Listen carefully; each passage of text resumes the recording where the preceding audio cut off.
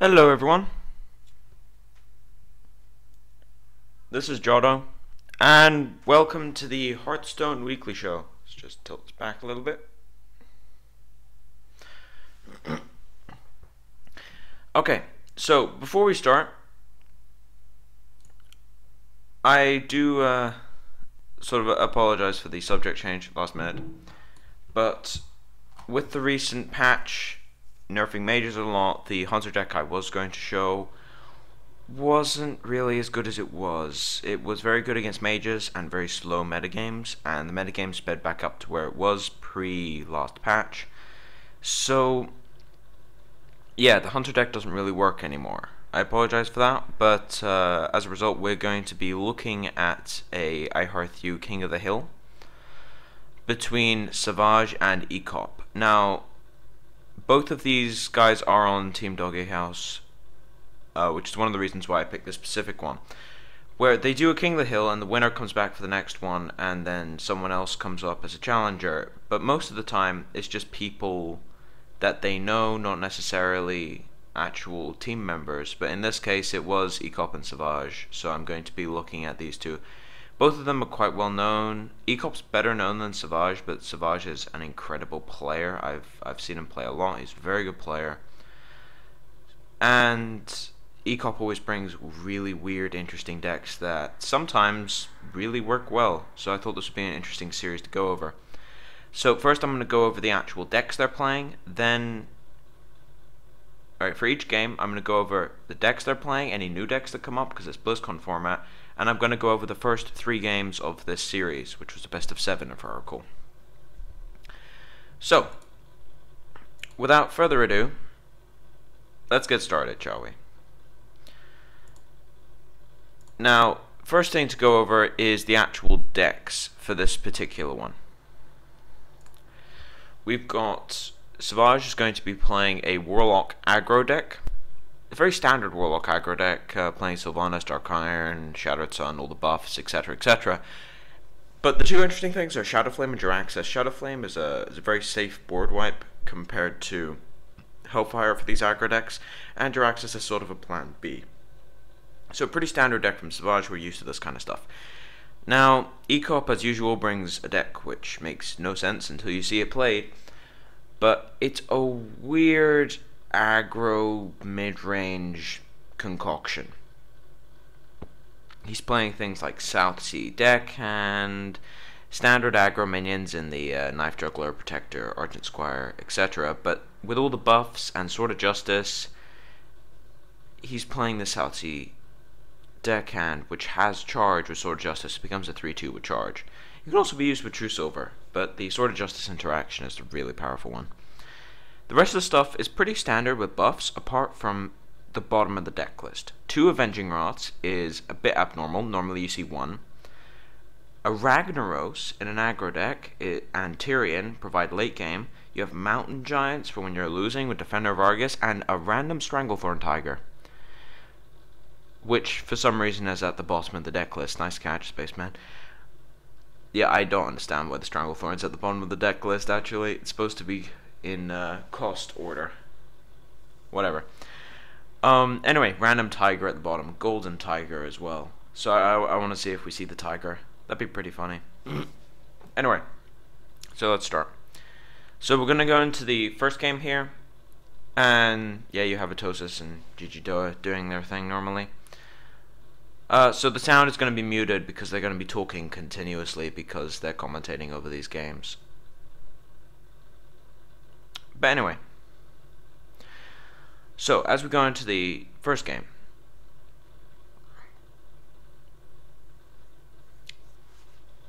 Voidwalker on turn 1 is pretty basic. Yeah, we do have the little cut hand thing, which is a little odd, but it's useful.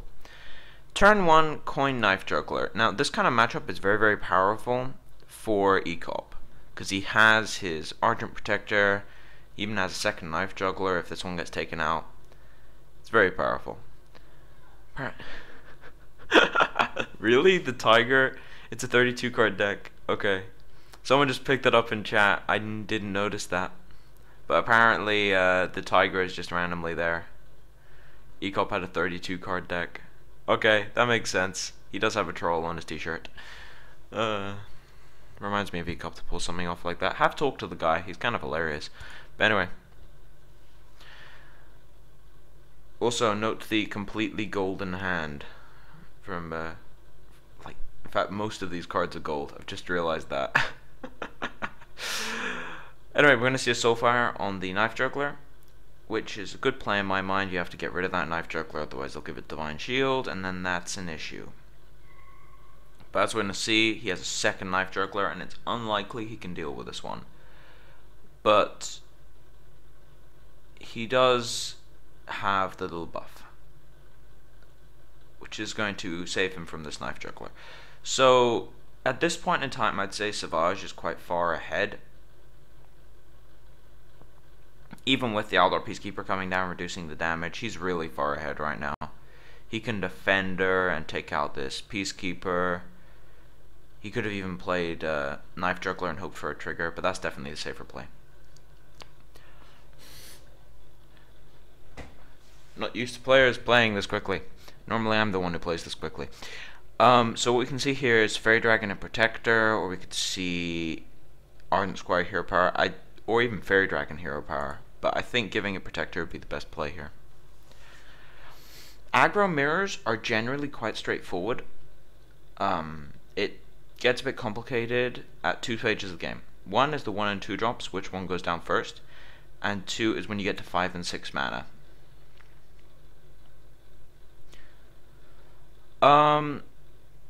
This video is, the actual video is a week old, but this was recorded a day before the last major patch. However, the current metagame, because mages got nerfed a bit, has swung back to this, so I felt as if it was a good series to show. Now, what are we going to see? Knife Juggler didn't hit the Fairy Dragon, which is fairly troublesome. Doesn't really give him a good out. So I think he's probably just going to go straight for Ekop here.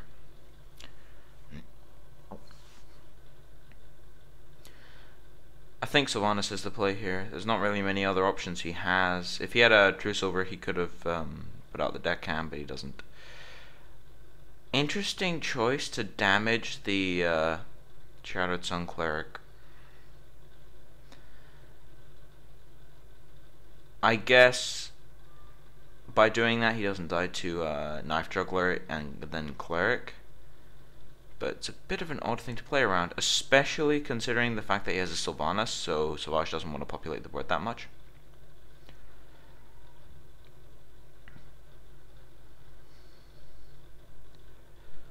Yeah, Warlocks are coming back. It's one of the reasons I decided to show this, as I said. When mages got nerfed, the metagame went back to the way it was before the last major patch, which I don't think was the aim, but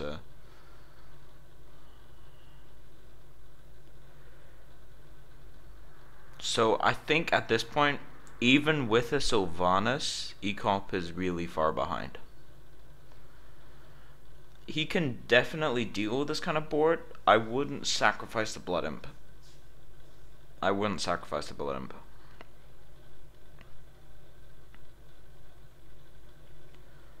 Interesting.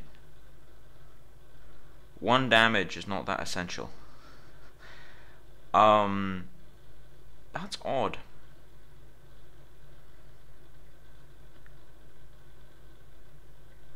It's a really odd play. I wouldn't expose a Blood Imp at that point.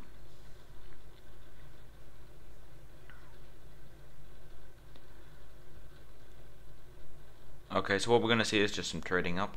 It's a good idea to damage your Sylvanas so that if it gets hit by random AoE, you steal something on their board. And he's going to kill the Knife Juggler. Makes sense.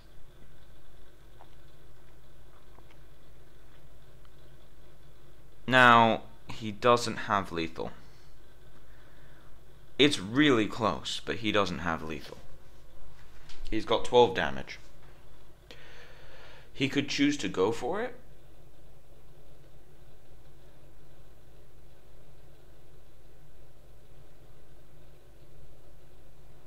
But I'm not sure if he would. Let's see. The Sylvanas is a nice play here if he does decide to go for that. Unless, this is something to watch out, is if Sylvanas gets stolen by Sylvanas. That is a problem, which makes you a little bit wary of doing that.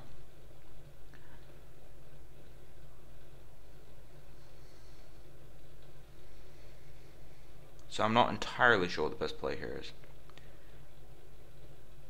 I think sacrificing the board, soul firing the Argent Commander maybe, or power overwhelming the Blood Imp, attack the Argent Commander, trade the Defender of Argus, and then play no, you can't play Sylvanas. You have to soul fire and hope you don't take out the Sylvanas.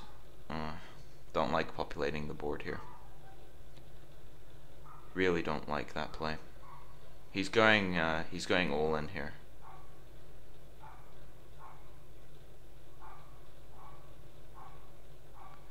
Like, it might work, but he's really going all in here.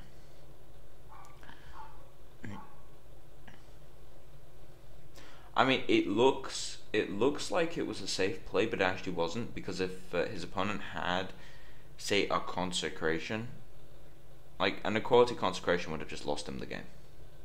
At this point, though, it doesn't matter because he has 8 damage in hand, but it still wasn't a play that I don't think I would have been able to make that risk as a player myself, because it's going to win him the game here, but it's a super risky play.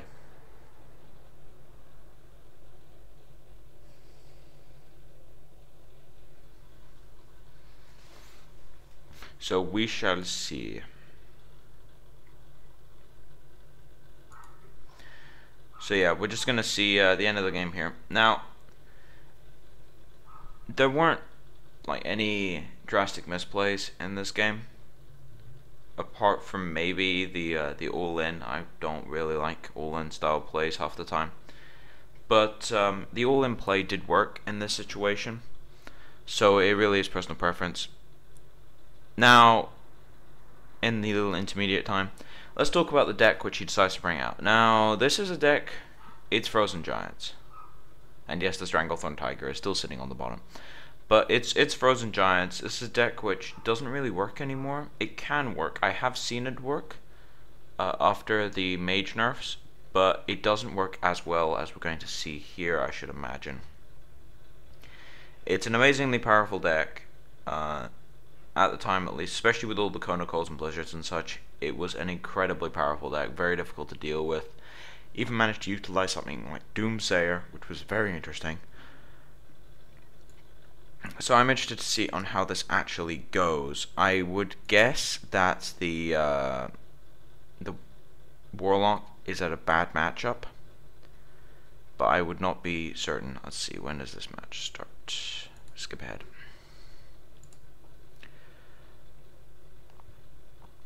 So I would predict that the Mage wins this.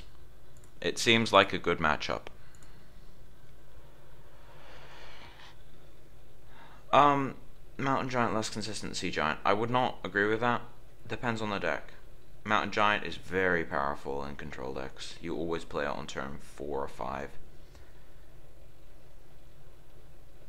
Anyway.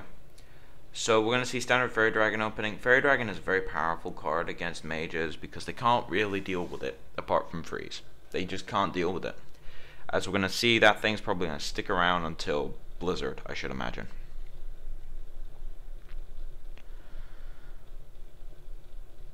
Alright, he's going for the draw power. Cone of Cold is going to be really, really good in this situation. Against Blood Imp is going to be super powerful. Slight misplay from Savage there. It's not a big one, but it's a slight one, where that cleric should be on the other side of the Fairy Dragon so that he's basically immune to Cone of Cold. But now Cone of Cold is going to hit 3 things as opposed to 2.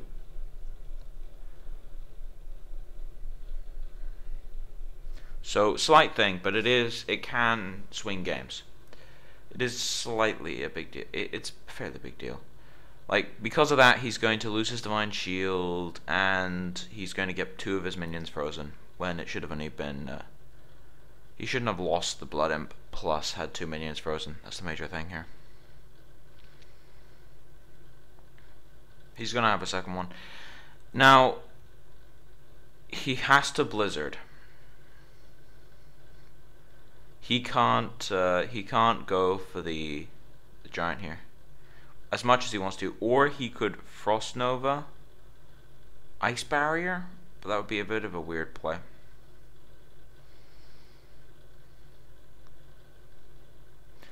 He needs to stem the bleeding in some way. That's definitely for sure. He could Frostbolt something, but I don't think that's a correct play either. I think the Blizzard would just be the best play. And he is in fact going to Blizzard, and it's going to stop some of the damage. Now, stopping damage against a Warlock is fairly important because you can't clear his board as easily because of Blood Imps and things like that. But as we're going to see in this game, that the board wipes might be a bit more effective. Why is that? Because both Blood Imps have been dealt with. Both Blood Imps have been dealt with, which means he has to worry about less stuff. He still has to freeze the board every turn for the rest of the game, but he doesn't have to deal with the Blood Imp buffing up everything. We might see an Ice Barrier here. Yeah, he's gonna try and save the Frost Nova so he can play a Giant and a Frost Nova, I would guess.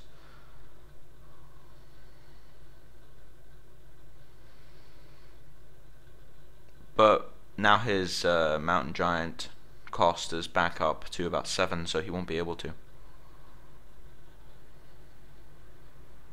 But it'll go back down to 5, because he can sacrifice his Loot Hoarder.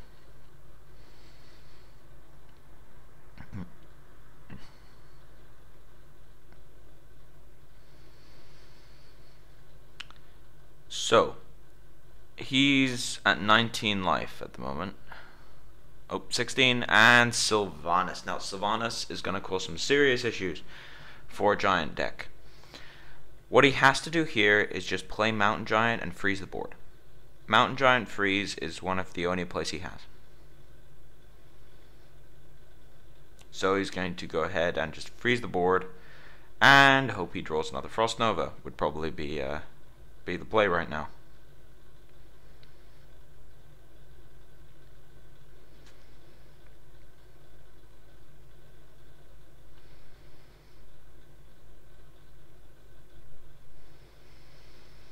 Yeah, I know Sea Giant would be 5 cost, but Mountain Giant was 5 cost there as well. But yeah, we're going to see Shadow Flame into stealing the Giant, which is kind of hilarious, but it's also incredibly powerful. Because he now has lethal. He has to Frost Nova and Frostbolt, essentially. Well, not Frost Nova, Kona Cold. He could Kona Cold the Cleric, Fairy Dragon, Flame Imp, possibly. And then ping the Cleric, kill the Cleric, and Frostbolt the Giant. And that would stop basically all the damage. So yeah, we're going to see a Frostbolt on the Giant. That makes sense. Because of the Dragon, he can't kill the Harvest Golem. As I said, the Kona Cold targeting. Can't do it. Interesting. Interesting. I'm not sure if I entirely agree with that, because he's still going to take 7 as opposed to 5, which is how much damage there would be on the board if it was the other way around. So that's interesting. Now, I think what we're going to see here is Argent Commander. The other play is Harvest Golem Defender. But I think Argent Commander would be the best play here. Just get in for 11. Force an Ice Block. If he goes down to 11, he's forced to Ice Block. He just has to Ice Block. The other play is Defender and Harvest Golem. But I think I do prefer the Argent Commander.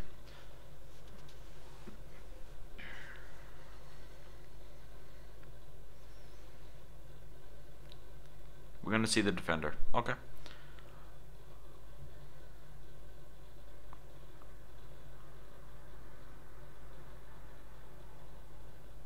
And Voidwalker. Interesting. Voidwalker with life tap and defender. Oh, the Doomsayer would be so good if he actually had the ability to, but he's gonna Ice Block and Doomsayer. But now he's messed himself up with the Molten Giant. The Molten Giant was not the correct play there. He's just messed himself up. He's gonna lose a Giant for no reason. First major misplay. He can't Ice Barrier, he's just dead. Yeah, he's realizing now he has to Ice Block. Doesn't want to, but he has to.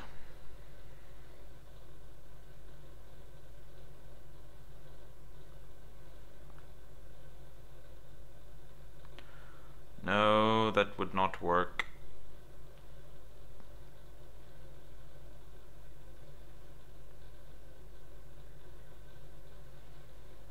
I mean, losing the Giant doesn't lose him the game, but it makes coming back really almost impossible, to be fair. It makes coming back into this game almost impossible.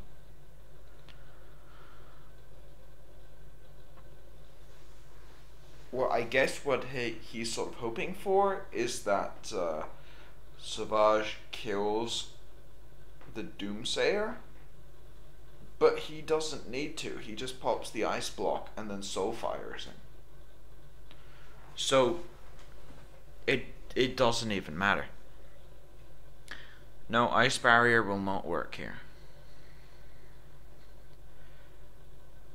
He needs to Ice Block. If he doesn't Ice Block, he's dead. And GG. Savage is gonna test out the secret, see what it is, and that's good game. So what we really saw here was he didn't play his Ice Block when he needed to. I think this game was more or less over, but he didn't play his Ice Block. So, yeah.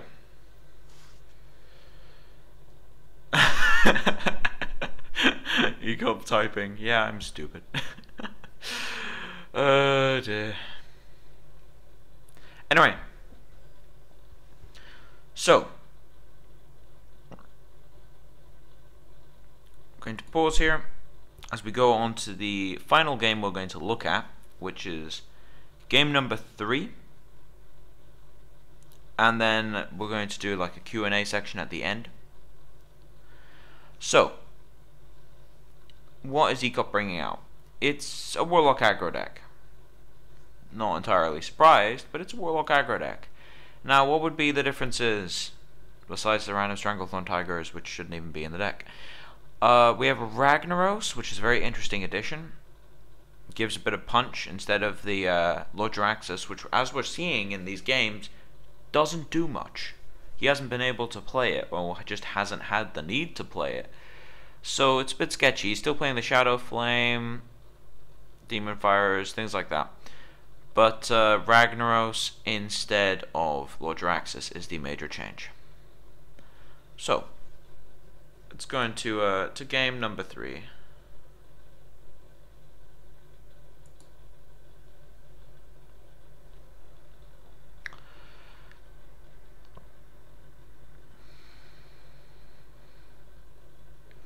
Okay, so Ekop's going first. Now, going first or second in Warlock, if your opponent has one 1-drop, then going first is better. If your opponent has 2 1-drops, going second is better. That's basically how this Warlock Mirror works. So he just drew the second 1-drop, which means he's most likely going to go for the Knife Juggler here. Think, wait a second, that doesn't make any sense. It actually does, because if he goes for Knife Juggler here, then on turn 2, if the Knife Juggler lives, then he gets 2 triggers out of it.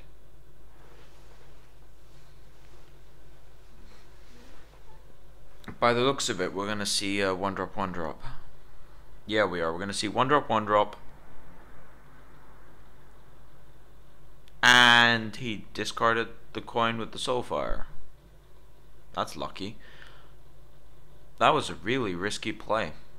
If he hadn't discarded the coin, he would have been really messed up over the next couple turns. Okay, so second Soulfire coming from Ekop, this time discarding a Demon Fire. Okay, interesting. And now we're going to see the Knife Juggler. And he can't Soulfire the Fairy Dragon. Top deck Demon Fire is going to help a ton here.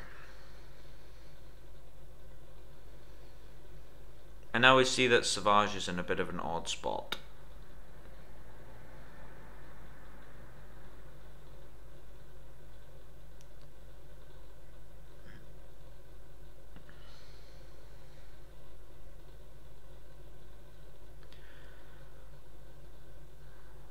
Yeah, I think this is a snowball. I don't really see a way out of this. I would probably buff the Fairy Dragon here. No point in buffing the Squire, because the Squires will just trade.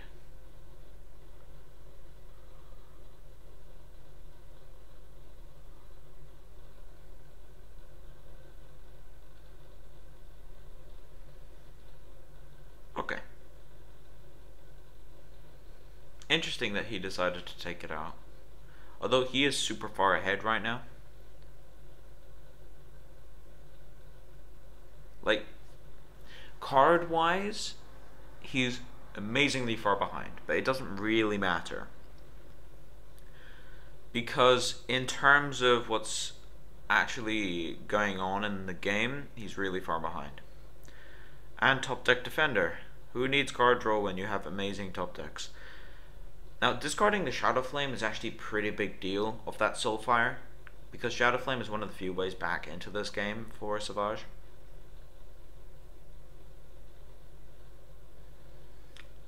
I think we're going to see the dragon. Harvest Golem is very good, but it wouldn't do anything here.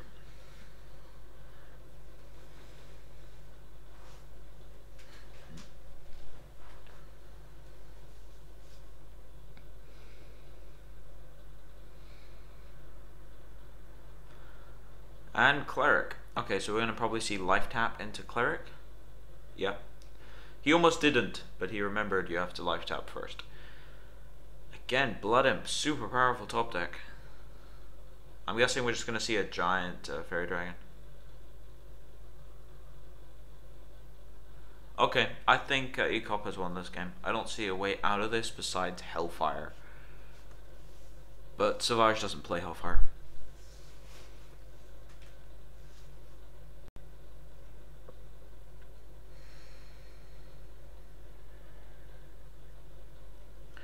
He's just trying to survive, but he's still dead.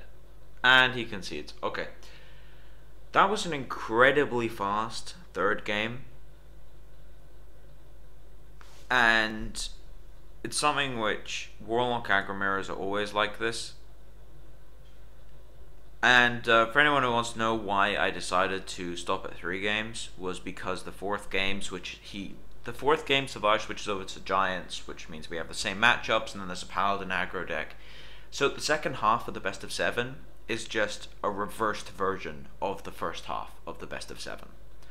So I decided to stop at game 3. But anyway, so I'm going to just turn on the lights actually, and then I'm going to take the Q&A. So put any questions in the chat while I just go turn on the light.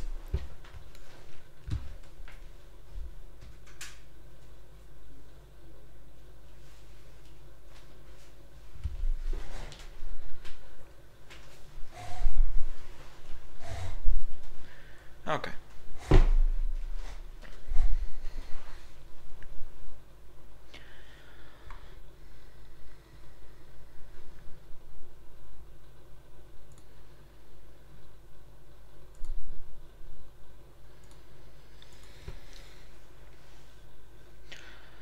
Yeah, as far as the tournament thing goes, you can check what class he was supposed to be playing. If it was the wrong class, then restarting the game is fine. If it was the right class, then you shouldn't let him restart.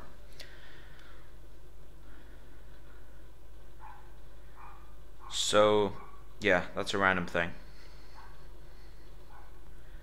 But yeah, in that situation, always check which class your opponent's playing.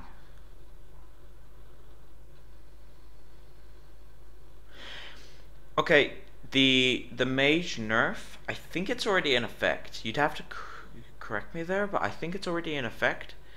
Where Cone of Cold, Frost Nova, and Blizzard got their costs increased.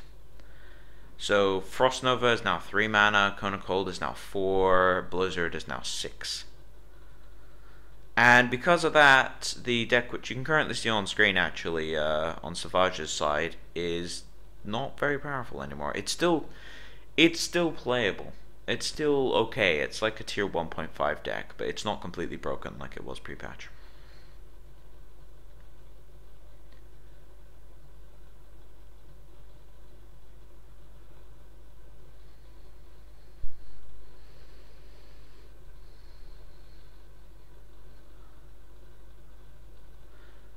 Yeah, there was an announcement, but it was really sketchy. I actually found out about it on HearthStone because Mana Grind's part of that site now, so I go on HearthStone fairly frequently, and it was on the news section on the Blue Tracker.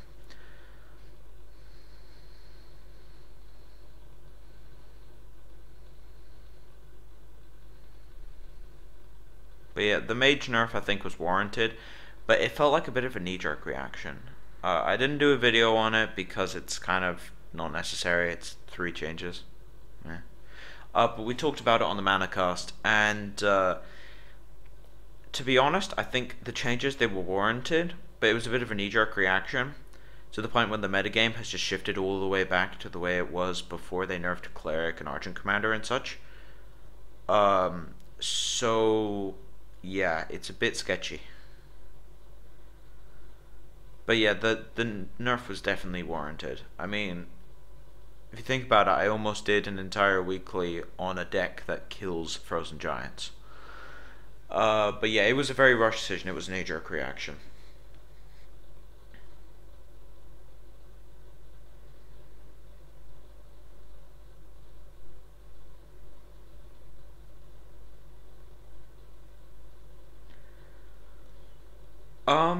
It wasn't people who couldn't get past 20.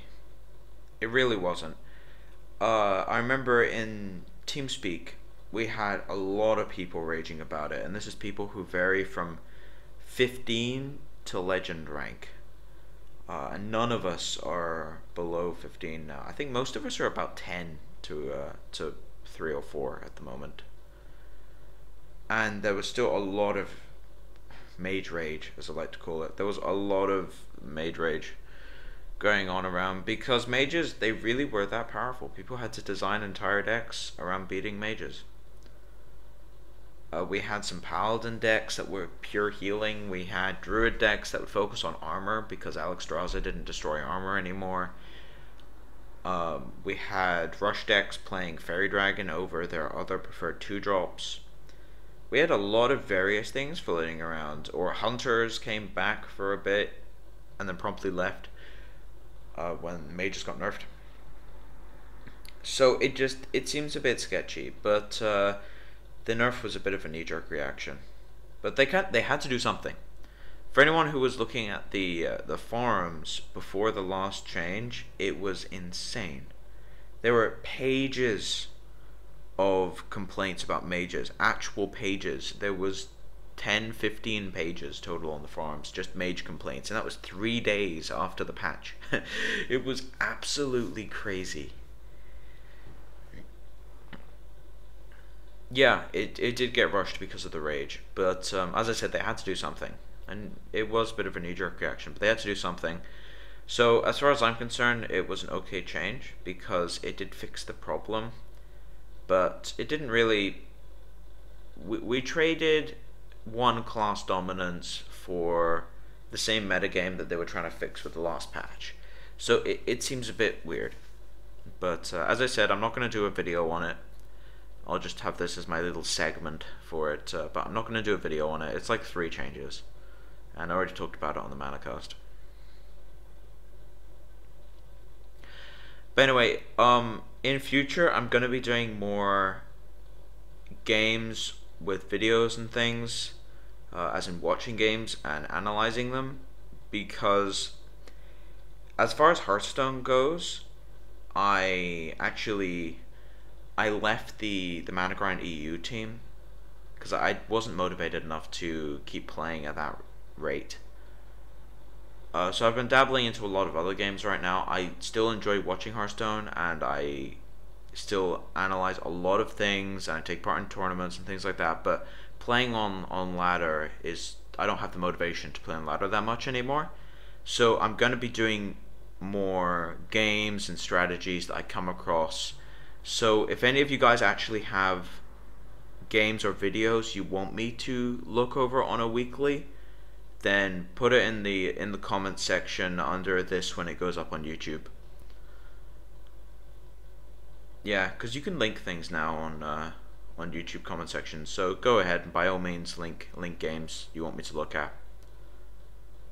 But in this case, this is a week old, but they recorded like a week and a half ago, and then they have a premium thing on their website. So a week and a half later, it comes onto YouTube, which is why this is pre-patch, because the patch was about 2 weeks ago. But whenever Ihearthu does a King of the Hill, I'll do a weekly on one of those because they're quite interesting to watch.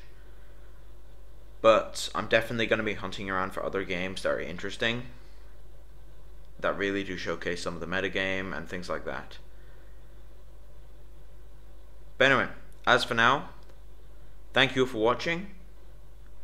As I said, if you have any suggestions for the weekly show, put it in the comment section on the YouTube video, which will be going up either later today or on Sunday, depending on how fast Twitch uploads it. But as for now, this has been Jotto, signing off.